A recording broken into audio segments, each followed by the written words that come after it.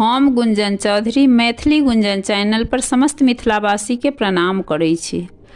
आइ हम एकटा महेशवाणी गीत लऽ कऽ उपस्थित छी।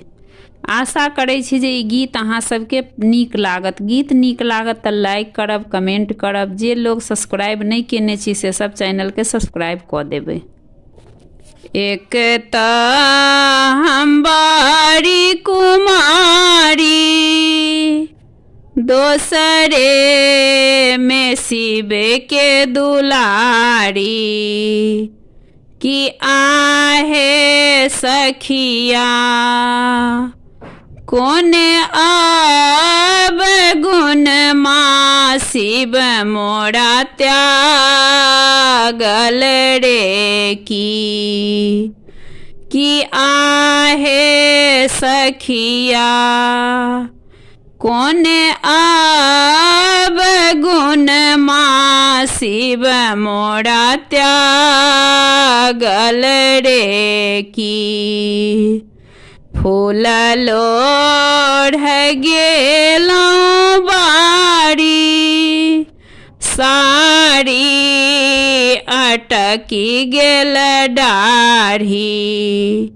किया हे सखिया बिनु शिव सरिया के उतारत रे, की किया हे सखिया बिनु शिव सरिया के उतारत रे, की जाहि बाट शिव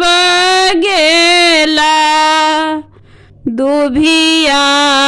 जनामी गेला, किया हे सखिया तैयों घोरी शिव गृह आयल रे, की किया हे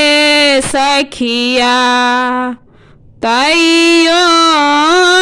घोरी शिव गृह आयल रे, की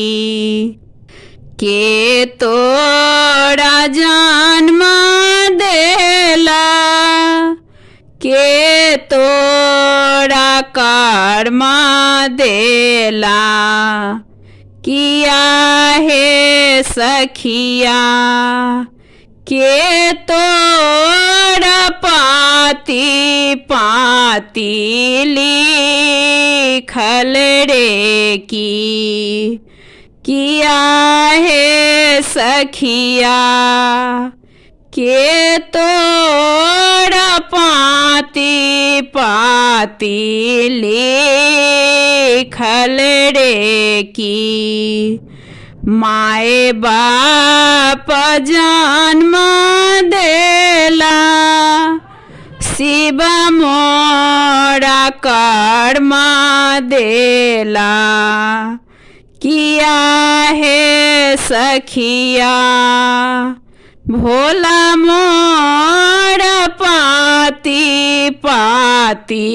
लिखल रे, की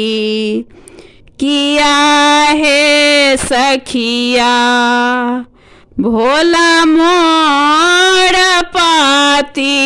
पाती लिखल रे, की